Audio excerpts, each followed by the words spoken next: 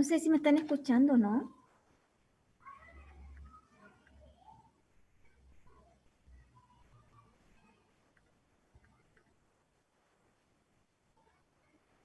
Sí, profe, sí se le escucha. Ah, ya, gracias, hijo. Entonces, vamos a ver acá. Primero, ¿qué son las enzimas? Lo habíamos hablado, ¿no es cierto? Son catalizadores biológicos muy eficaces, ¿no es cierto? Que lo que hacen es disminuir la energía de activación para el inicio de una enzima, para el inicio, perdón, de una reacción. La reacción enzimática, acá, ¿no es cierto? La enzima actúa frente a un sustrato donde se une a él para formar un complejo enzima-sustrato y mientras forma ese complejo enzima-sustrato, la enzima realiza su función para luego, ¿no es cierto?, separarse del sustrato y dejar finalmente la enzima sigue siendo la enzima y liberando el producto. O sea, ya el sustrato deja de ser sustrato, se transforma en producto. Ya, eso así es como actúa la enzima.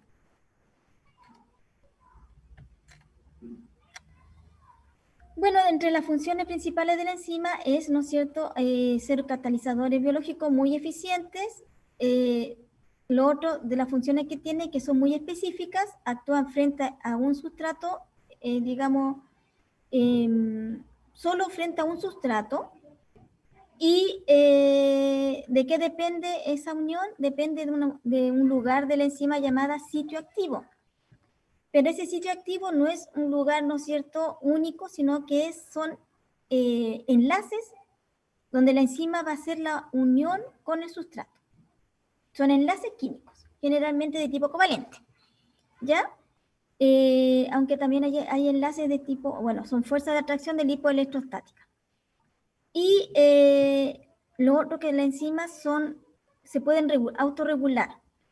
¿Cómo sucede esto? Porque la enzima, cuando hay mucho sustrato, ya no actúa, cuando hay poco otro sustrato, se acaba, se fijan, entonces la enzima de alguna manera también se autorregula.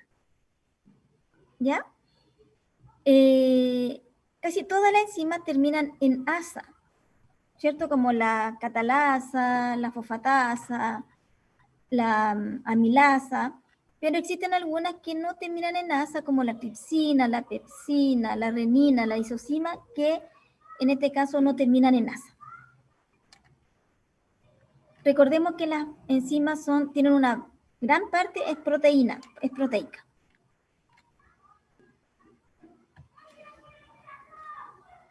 Y en la clasificación existen 6 tipos de enzimas en general, habiendo más, pero generalmente son 6, donde la primera son las oxidorreductasas, que son las que catalizan reacciones de óxido o de reducción. Y generalmente están asociadas a coenzimas. No actúan solas, actúan con una coenzima, como por ejemplo el lactato deshidrogenasa. Luego tenemos las transferasas, que son aquellas que catalizan la transferencia de átomos de un sustrato a otro. Si yo lo veo primero en un lado, luego lo veo en el otro, eso es una transferasa. Pueden transportar el grupo amina, grupo carboxílico, grupo carbonilo, de fósforo, ¿no es cierto?, de metilo. Las isomerasas son aquellas que interconvierten los isómeros, ¿ya? Donde de repente yo tengo el isómero, por decir algo, tengo la galactosa y la transformo en glucosa. Ahí habría una isomerasa. Tenemos las liasas, que son las que catalizan la ruptura de uniones dobles. Ya no puse ahí, perdón. Vamos a ponerlo al tiro para que no lo olvidemos. Uniones dobles entre carbono-carbono, carbono-nitrógeno, carbono-azufre de la molécula. ¿Ya? Entonces ella lo que hace es introducirse al enlace doble.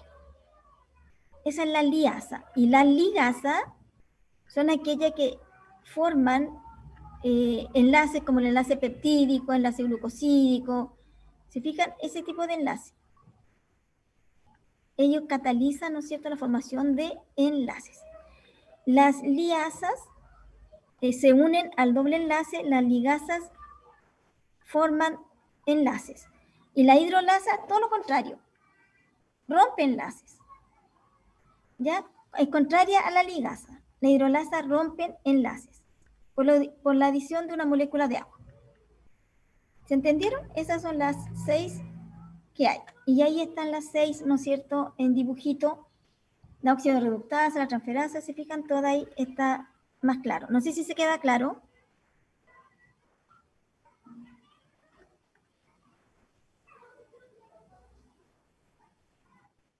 Ya. Eso más o menos lo que yo quería hablarles de lo que eran las enzimas. Vamos a trabajar con esta hoy día. Ya vamos a trabajar con la clasificación. Así que por eso le doy más énfasis a esto, porque esto es lo que queremos ver más ratito. Y las fosfatasas están presentes en casi todos los organismos animales. ¿Por qué la fosfatasa? Porque nosotros vamos a analizar la fosfatasa. ¿Ya? Y tienen un rol importante, fundamental, en lo que es el metabolismo de diferentes compuestos, como de lípidos, de ácido nucleico, de hidratos de carbono. En la fosfatasa lo que hace es sacar el grupo fosfato de una molécula y transformarlo en fosfato inorgánico. Saco el fosfato, lo dejo solito y se forma en fosfato inorgánico, solito. Ahí está la fórmula, se fijan, este compuesto R es un radical que viene con un grupo fosfato, entonces el agua lo que hace es ingresar acá y quedarse con él con el OH, y el otro H se va acá a unirse con el fosfato inorgánico.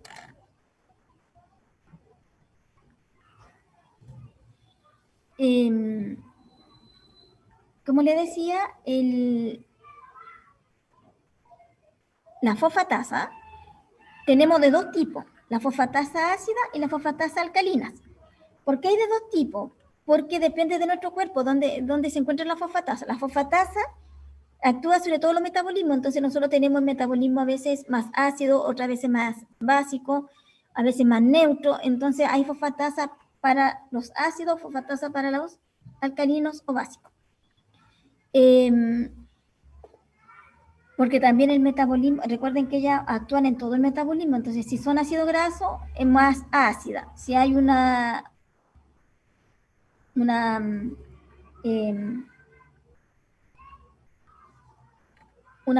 fosfatasa, un sustrato más alcalino, o se ocupan las alcalinas, los fosfatasas alcalinas. Todo depende, ¿no es cierto?, de dónde va a actuar o dónde se va a llevar a cabo la reacción, ¿ya?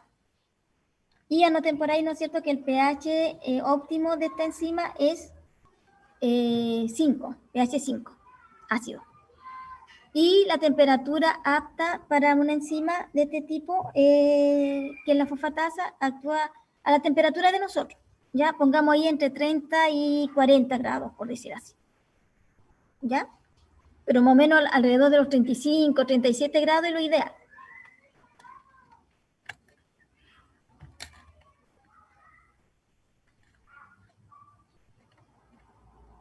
Bueno, nosotros, la idea del laboratorio es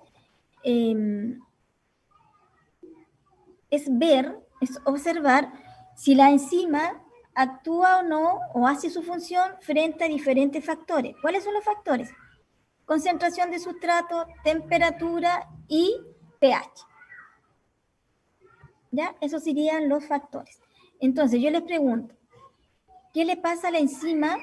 Supongamos una enzima como de nuestro cuerpo, si yo lo llevo a 42 grados por mucho tiempo.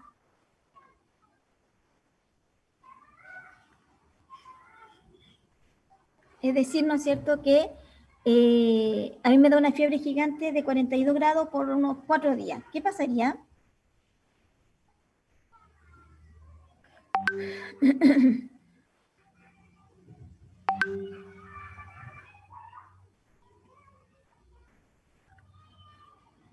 ¿No?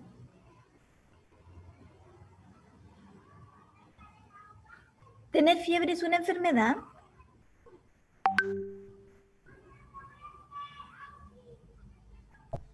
No, una reacción. Exactamente, se empieza a desnaturalizar. Muy bien. Si yo la llevo a 60 grados,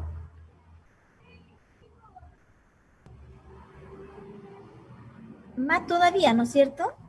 Pero si yo llevo a esta enzima a 20 grados, no, más bajo, 4 grados, ¿qué le pasaría?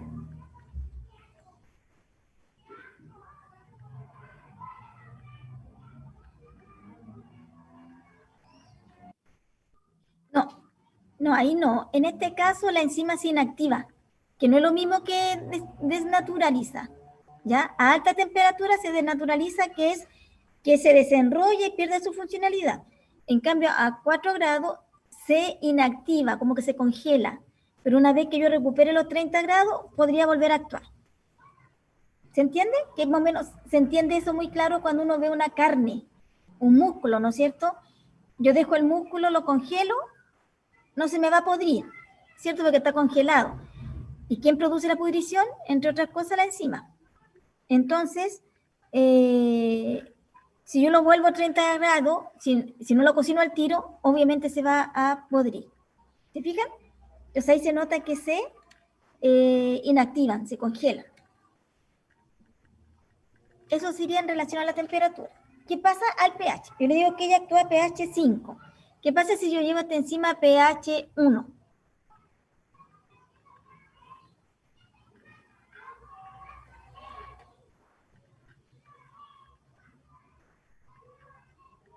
pH 1, muy ácido. ¿Qué le pasaría a la enzima?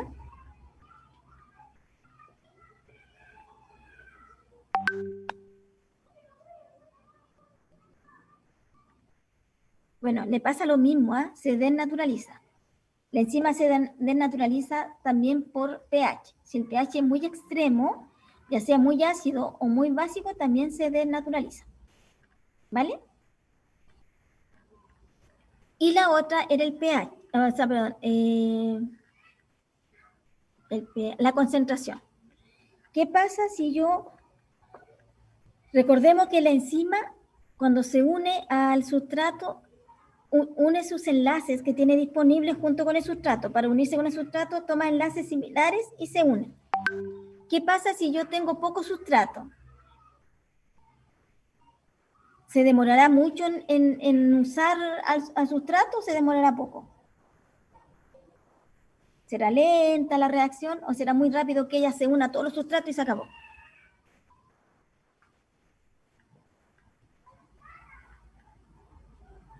¿Será rápido? Muy bien. Al principio será muy rápido porque tiene tiene poquito sustrato y son muchas enzimas, entonces la enzima toman su enlace, se unen al sustrato, hace su función y listo. Pero si hay poco sustrato se va a acabar y se acabó, no hay más. No hay más acción enzimática porque no hay dónde. ¿Y qué pasa si empieza a subir la cantidad de sustrato? Mucho sustrato, mucho sustrato, mucho sustrato, así, mucho. ¿La enzima qué le pasa? ¿Podrá unirse a todos con sus enlaces? Exacto, se saturaría. Eso se llama saturarse, porque la enzima, se fijan ustedes, imagínense, la enzima dice, ya, yo tengo disponible un puente de hidrógeno. Ah, aquí tengo uno con un sustrato, pero acá tengo otro, porque tengo otro sustrato. ¿Qué voy a hacer? ¿A quién le doy mi enlace puente de hidrógeno? A este sustrato, a este sustrato. Entonces la enzima se satura, no le da uno, le da al otro, entonces después no hace ninguna función. ¿Se entiende, no es cierto? ¿Sí?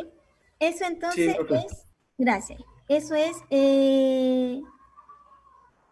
los factores, ¿ya? Los factores que vamos a analizar.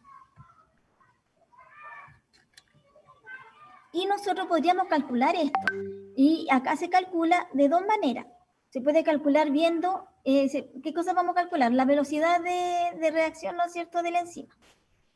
Entonces podríamos calcularla con los moles de soluto que se consume por tiempo. Podemos verlo desde soluto consumido o podríamos verlo del producto formado, es decir, cantidad de soluto que se va desapareciendo o cantidad de producto que se va formando. De estas dos maneras podríamos ir viendo, ¿no es cierto?, dependiendo de los valores que tenga.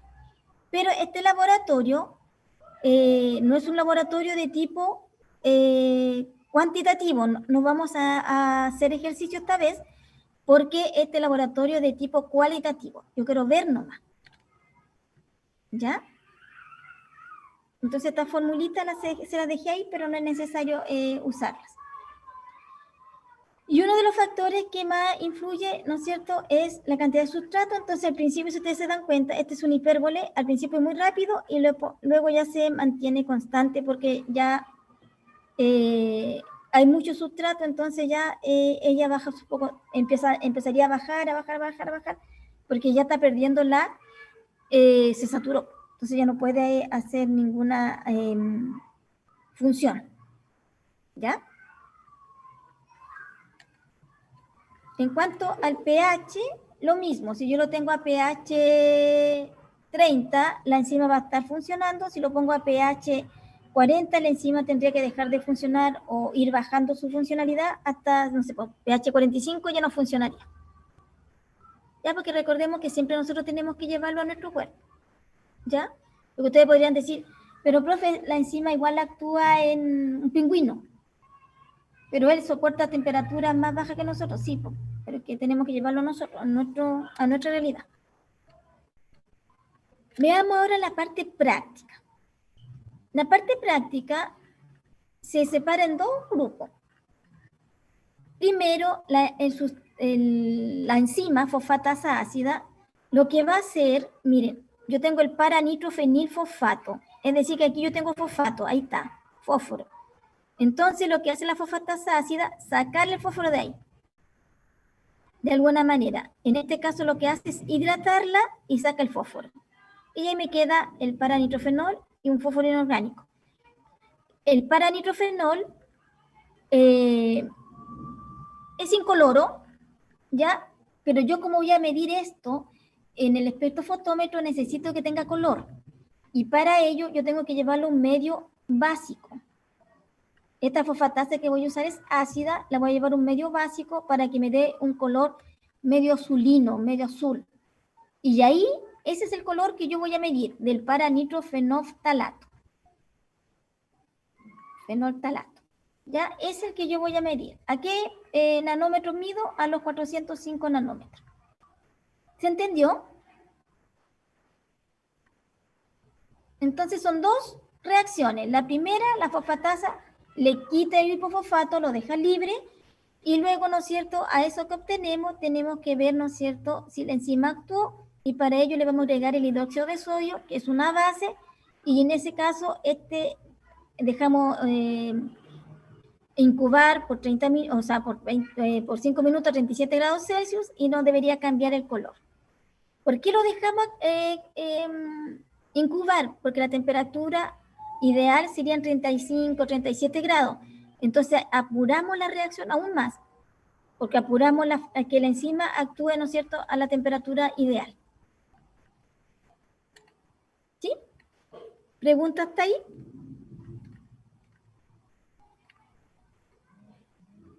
Ahora, ustedes pueden decir, profe, ¿y si es una práctica, ¿de dónde sacamos el grupo fosfato? Nosotros usamos el fosfato de una papa. ¿Ya? O sea, perdón, la fosfatasa la sacamos de la papa.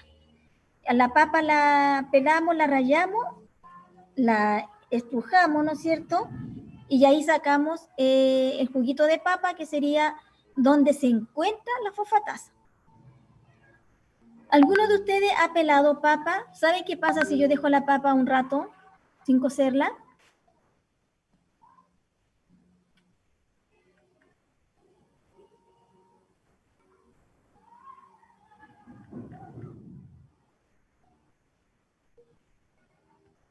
¿No, nadie?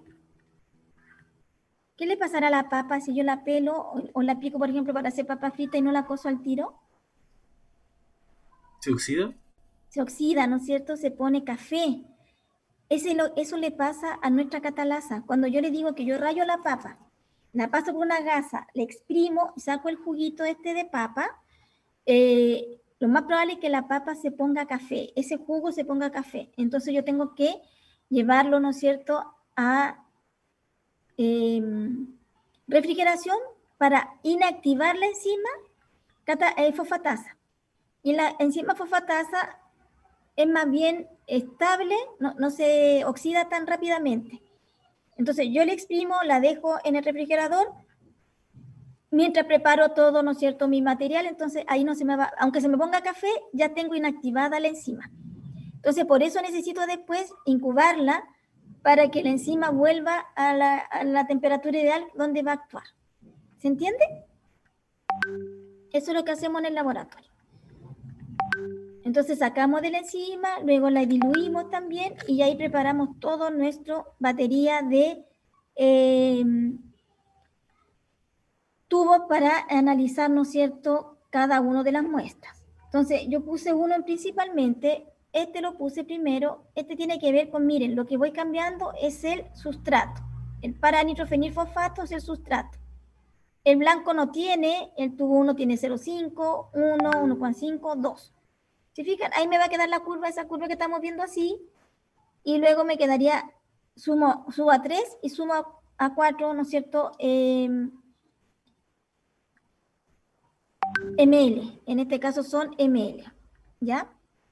Luego le agrego una sal, ¿no es cierto?, para poder ahí mantenerla, porque es como, digamos, como un cofactor. Y como yo solamente estoy viendo qué pasa con el sustrato, mantengo un tampón a 5, pH 5. ¿Saben lo que es un tampón? Un tampón, un buffer, un amortiguador, ¿saben lo que es?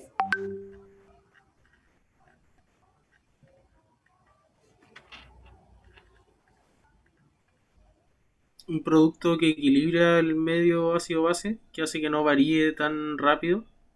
Exacto, muy bien, Javier, ¿cierto? Claro, entonces por eso tenemos un tampón 5, que es el pH, digamos, ideal de esta enzima. ¿Ya? Y lo mantenemos ahí. Entonces solamente, nosotros vamos a ir variando solamente uno de los, digamos, reactivos que vamos a usar. Entonces en este caso lo que variamos es el sustrato. Y después le agregamos agua destilada y por supuesto a todo le agrego el ml de la enzima, que sería de la papa. Una vez que tengo estos 7 tubos, los llevo a incubar 15 minutos a 37 grados y mientras tanto yo preparo el hidróxido que, ¿se acuerdan que tiene? En esta primera etapa lo que estoy haciendo es que la fosfatasa saque el fosfato del paranitrofenol.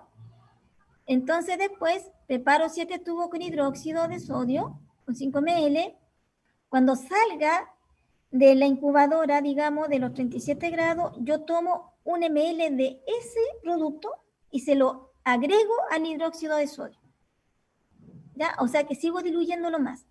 Y una vez que se lo agrego, lo revuelvo y ahí tendría que empezar a formarse ya el color azul. Y luego lo mido, ¿no es cierto?, en absorbancia y luego tendría que graficar. ¿Qué pasa, no es cierto?, con los que iniciales y luego los finales. En cuanto a, nosotros tampoco vamos a graficar esta vez por algo muy simple. Algunos gráficos que ustedes me dieron en el quiz no estaban bien hechos. ¿Ya? Entonces, yo no quiero que volvamos a graficar, yo quiero que analicemos gráficos, que es mejor. ¿Ya? Entonces, la otra semana vamos a analizar algunos gráficos. ¿Vale? Y eso más o menos sería el laboratorio, ¿no es cierto?, que yo le quería pasar hoy día en relación a las enzimas. Ahora, no vamos a hacer cálculo, como les dije, porque no, este laboratorio, la idea es que ustedes puedan observar qué pasa. En este caso, lo que nosotros debería darnos sería una gráfica así. Al principio tendría que ir rápido y luego tendría que ir más lento. ¿Qué pasa? Yo le dije que habían 3 factores. Este era el factor concentración. Pero yo podría preparar lo mismo y cambiarlo a diferente temperatura. Por ejemplo, voy a hacer un blanco, un tubo, por ejemplo, con 0, todo iguales, ¿no es cierto? Bueno, el blanco sin muestra, voy a hacer 2 tubos, en realidad 3 tubos más, con 0,5, 0,5 y 0,5 del sustrato. Le voy a agregar la sal como cofactor, voy a mantener el tampón 2,5, todo lo demás igual. Pero ¿saben lo que voy a hacer? Este lo voy a llevar a temperatura ambiente. El tubo 2 lo voy a llevar a un baño de hielo. como 3, 4 grados. Y el tubo 3 lo voy a llevar a 80 grados. Por 15 minutos lo voy a incubar y luego voy a lo mismo, lo voy a llevar, ¿no es cierto?, con hidróxido y voy a ver quién cambia de color, quién no. Y ahí voy a ver si la enzima actúa a 80 grados y si actúa a temperatura ambiente o si actúa a refrigeración de 4 grados. ¿Se entiende? Lo que nosotros deberíamos esperar, ¿no es cierto?, que solamente actuara a temperatura ambiente y a 80 grados no debería actuar porque tendría que estar desnaturalizada, y a pH de refrigeración podría haber a lo mejor una mínima fracción porque ahí no se desnaturaliza, sino que se inactiva. ¿Se acuerdan que les dije? Aquí no habría que ser gráfica, solamente habría que interpretar los datos, ¿no es cierto? ¿Cuál sería la temperatura ideal entonces para esta enzima? No sé si me siguen la idea.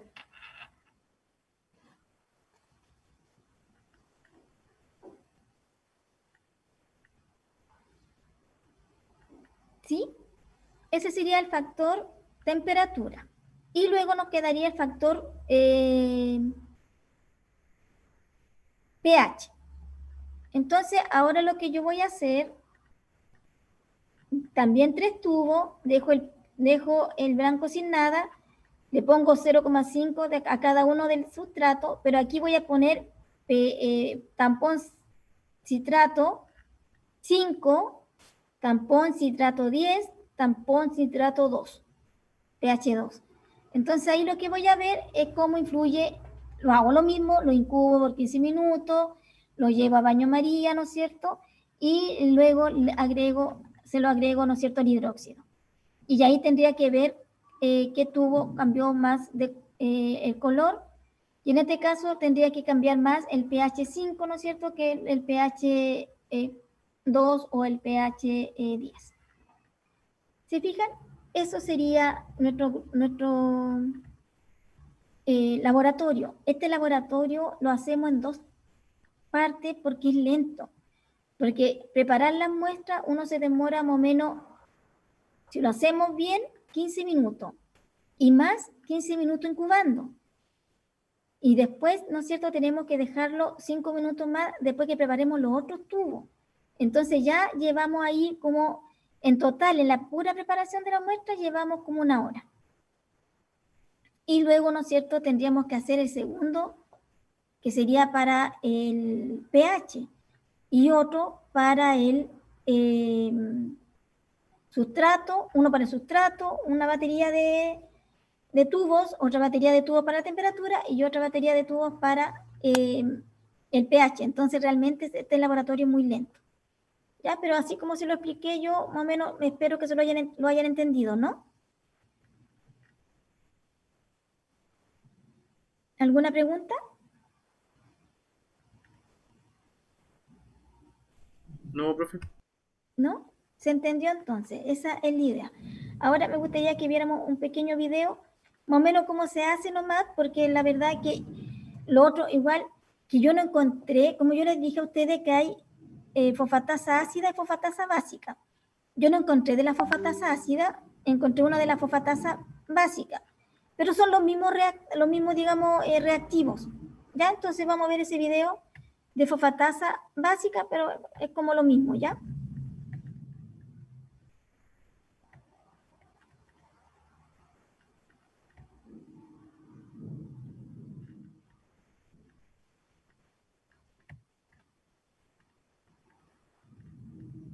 No tiene volumen este. Bueno, esta persona lo hace en tubito Eppendorf, trabaja con más chiquititas, las cantidades más pequeñas. Pues se fijan. Ay, perdón.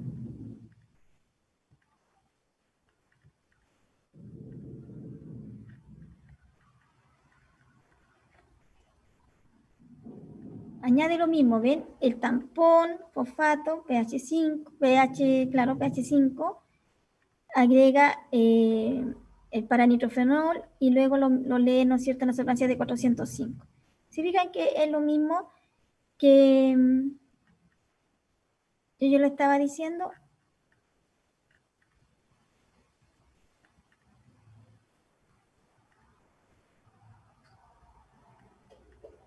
Y también lo hace de, no, acá en este laboratorio lo hacen de albúmina, lo hacen de suero de vacuno, pero a la larga es lo mismo, ¿ya? Entonces, se fijan que hay que hacer una batería de tubo de ensayo y vamos agregando, ¿no es cierto?, la enzima, el sustrato, se lleva a baño María, ¿se fijan? Y en este caso no se le agrega el hidróxido de sodio porque como es básica, pero después se lleva al espectrofotómetro.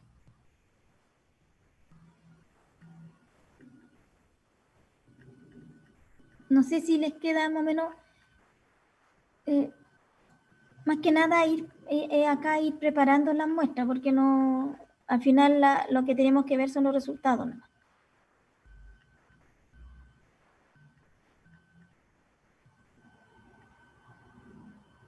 En este caso tampoco es que se forme un color muy notorio, el que lo nota más es el espectrofotómetro. Ya nosotros, si ustedes se fijan, en ninguna parte sale ningún color en la muestra, pero se supone que se logra un color azulino, así celeste.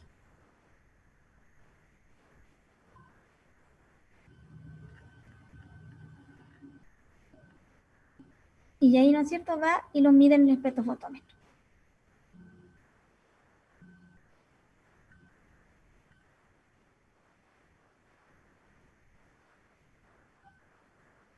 Como les digo, nosotros podríamos haber hecho, ¿no es cierto?, cuál es la velocidad de sustrato, todo, pero la verdad es que eso no está dentro de la planificación del laboratorio. Entonces, por eso no quiero que hagamos ejercicio. No sé si ustedes vieron con la profesora Livia que existe la constante de Michaelis, por ejemplo, que ayuda a medir la velocidad de reacción de una enzima.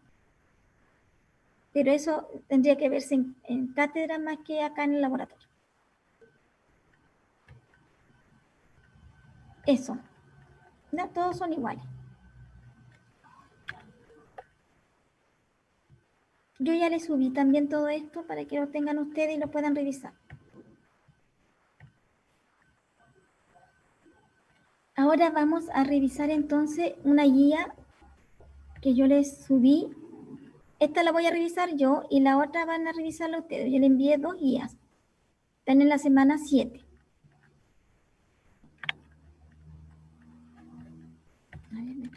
Pero esta para que la trabajemos juntas y la otra la trabajan ustedes sueltos, juntos o juntas.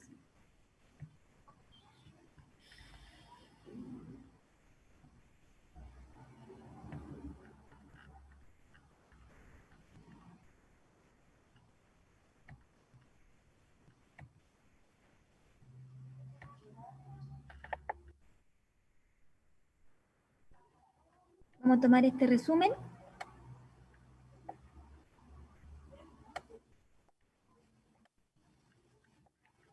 Entonces, lo que voy a hacer es clasificar qué tipo de enzima actúa ahí, de las 6 que están ahí.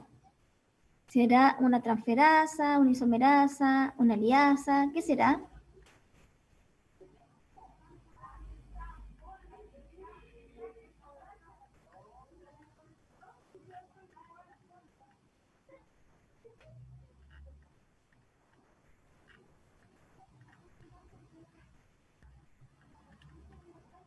Dice fructosa 6-fosfato, glucosa 6-fosfato.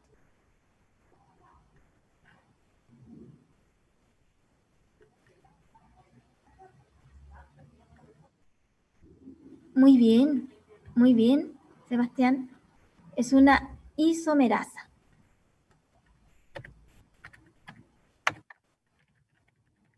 ¿Cómo vio que era una isomerasa? Vio, ¿no es cierto?, porque la glucosa y la fructosa son isómeras entre sí. Entonces, esto es una isomerasa. ¿Cierto? ¿Clarito?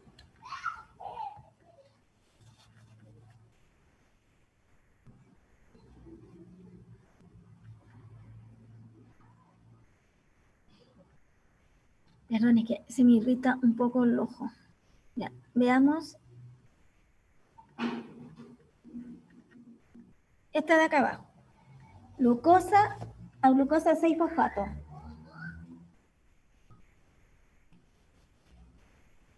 ¿Cuál será? ¿Cuál será?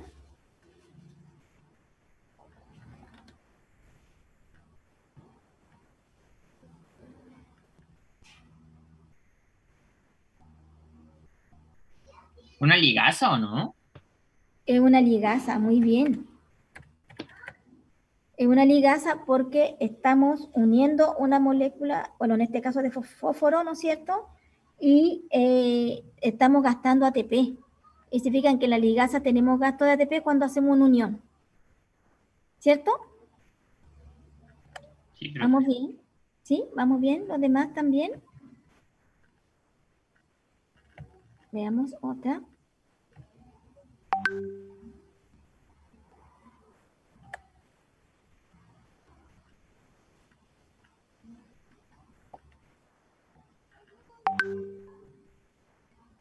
Esa.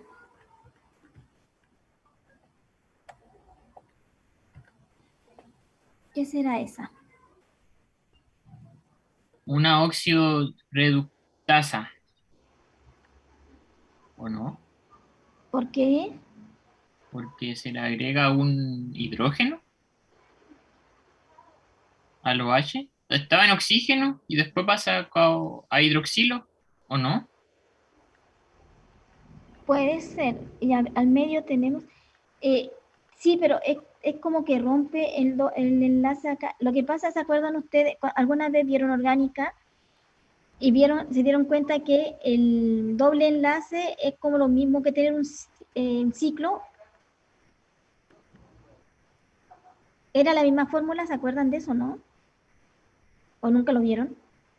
No, profe, no me acuerdo. Ya, Personalmente no me acuerdo. ya, no importa. Acá tengo un triángulo. Eso es un ciclo, ¿no es cierto? Entonces, cuando yo rompo el enlace de acá, del ciclo, tengo que agregar dos compuestos. Y ahí, en este caso, sería una liasa, porque son muy parecidas. Ya, profe. No, sí, sí. ¿Ya? Cuando tengo un ciclo, ciclos. Si rompo un ciclo, agrego dos. ¿Ya?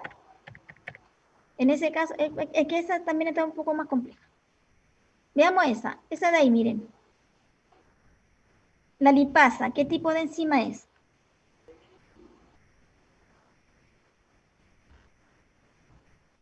Muy bien, hijo. Hidrolasa.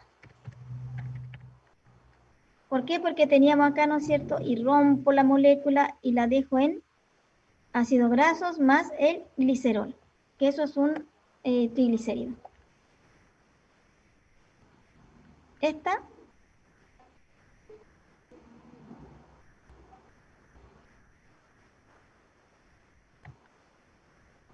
¿qué tipo de enzima será esa?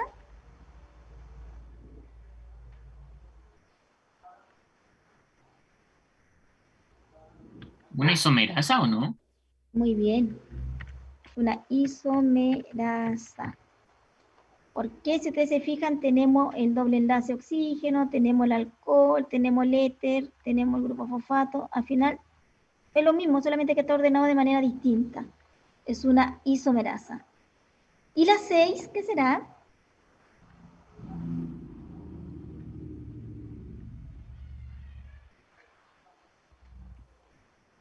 Hidrolasa. No, no, no, no, no, no.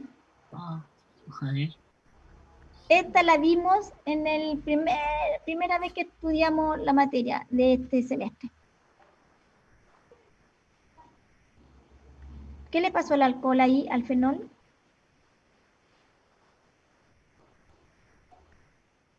Exacto, se oxidó. Por lo tanto, es una óxido reductasa. ¿Se fijan? ¿Cómo supe que se oxidó?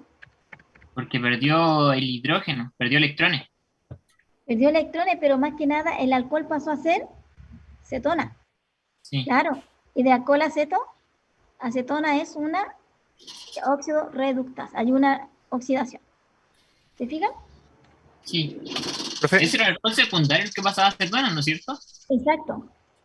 Es que Ya. en este caso no podemos tener alcohol secundario, este es un alcohol terciario que está en un ciclo, como un fenol, pero Ah, es como un alcohol terciario. O sea, perdón, es como un alcohol secundario, en este caso en el ciclo. ya, profe. Y la última que tengo yo por ahora, que estamos Profe, analizando profe, juntos. Sí, sí. en la 5 no puede ser una transferasa. A ver, veamos. ¿Sabe que hay algunas enzimas que hacen doble función? En esta, Sí. no, no, porque están los mismos. Si hubiera uno nuevo, No, no, es porque como, la por transferasa ejemplo, dice que transfiere grupos funcionales. claro, es como si yo acá no tuviera fosfato, o sea, perdón, acá, a ver cómo le explico. O sea, es que abajo, por ejemplo, el último de abajo cambió el grupo alcohol. Sí, pero el alcohol sigue estando. ¿Se fija? O sea, la transferasa es cuando hay como dos moléculas distintas. Exacto. Dos Ah, moléculas ya. distintas yo transfiero. Es como, por ejemplo, si hubiera, a ver, mire, claro, yo tuviera, por ejemplo, una molécula X y tengo fosfato y tengo una molécula así cerrada, distinta, y ese fosfato ahora está en esta otra molécula. Ahí sí sería una, es que esta molécula hubiese sido como un ciclo. ¿Me entiende? Ah, ya, sí, sí. Claro, no es necesariamente la misma molécula, pero esta era la misma, solamente ordenada distinta. ¿Me Ah, ya, entiende? ok. Sí, sí, profe. Gracias. Y ahí. Y esta última, mire, formación, no sé si necesitan que traiga la imagen. Esa. Oh. ¿Qué tipo de enzima será esa? Esa es una unión peptídica. Son dos aminoácidos que se unen para formar, ¿no es cierto?, ahí una amida. ¿Qué enzima está actuando ahí?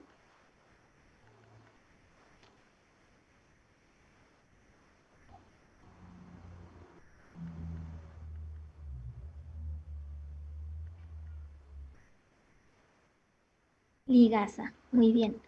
Las ligasas son las que forman todas esas uniones que hemos visto, unión peptídica, glucosídica, de ésteres, toda esa es una enzima ligasa. Y recuerden,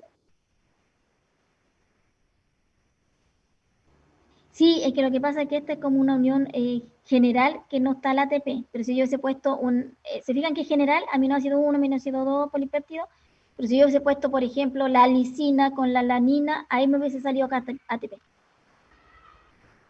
¿ya? Entonces, sí, todas necesitan ATP. Para unir, recuerden que el metabolismo tiene dos partes.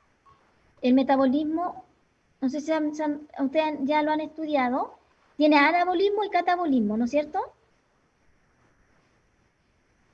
Sí, profe. Sí, el catabolismo es donde yo obtengo energía, ¿cierto? Porque yo voy a romper moléculas y obtengo energía. Y el anabolismo es cuando yo formo. Y para formar yo gasto energía. Entonces, en este caso, como estoy formando uniones, estoy gastando energía. ¿Se fijan? En cambio, yo en la otra, cuando rompo, libero energía. Por ejemplo, lo que hace la fosfatasa es liberar energía. ¿Se dan cuenta? ¿Se entendió? Sí, profe. Ahí ¿Sí? capté más. Sí. Ya. Como es anabolismo, aunque no parezca ATP, uno asume que va a gastar energía. Sí, sí. Y es más, cuando uno, por ejemplo, no sé si han visto glucólisis todavía, pero cuando uno toma la molécula de glucosa que viene de la sangre, glucosa normal, eh, yo quiero obtener, ¿no es cierto?, piruvato, acetil-CoA para que entre al ciclo de Krebs y quiero hacer un catabolismo. Pero yo la molécula no puedo llegar y, tengo la glucosa y la rompo, listo, no se puede. Ya, pero si yo tengo enzima, pues profe, usted me dice que la glucosa yo tengo enzima y la rompo nomás. No se puede, no se puede hacer así tan fácil. ¿Qué necesito? Necesito que esta enzima se active, que se llene de energía. ¿Y quién le da energía? El fósforo. Entonces tengo que fosforilarla. Le agrego energía y cuando esté energía por los dos lados, en esta esquina y en esta esquina, la rompo. ¿Y quién la rompe? Una hidrolasa. ¿Se fijan? Por eso nuestros exámenes, o sea, nuestros metabolismos no es una reacción, son muchas reacciones. Ustedes saben que, no sé, la glucólisis tiene 9 reacciones, el ciclo de Krebs son 8 reacciones, ¿se fijan? Son muchas reacciones para poder hacer algo, por ejemplo, en la glucólisis 9 reacciones para romper la molécula. O sea, no, bueno, con 5 reacciones se rompe, pero después tengo que volverla a transformar en piruvato. Entonces, son muchas reacciones y al principio, como les digo, siempre voy a gastar energía para ganar. Como siempre se dice, hay que perder para ganar, eso lo saben bien nuestras moléculas. Pierden para ganar. Pierden 2 ATP para ganar, no sé, 38, 34. ¿Se fijan? Miren qué interesante. Yo ahora les dejé otra guía y quiero que ahora la hagan ustedes solitos y yo voy a pasar lista mientras tanto, que es esta otra guía. Espérenme, que dice guía de enzimas. Esta guía de enzimas tiene más, que vamos a verlo la otra semana ya por el tiempo, pero vienen algunos gráficos, esquemas, lo revisamos después. Yo quiero que vean esta parte, donde está, ¿no es cierto?, clasificación, y acá son 8. Entonces yo voy a pasar lista, le voy a dar unos minutos para que ustedes vean esto, analicen esto y ya lo revisamos. Y una vez que lo revisemos, después me voy a quedar entonces con algunos alumnos que sean los que tienen dudas sobre sus resultados del quiz, ¿vale? Sobre los gráficos y todo eso. Entonces les doy ahí, mientras yo paso lista, unos minutos para que vean.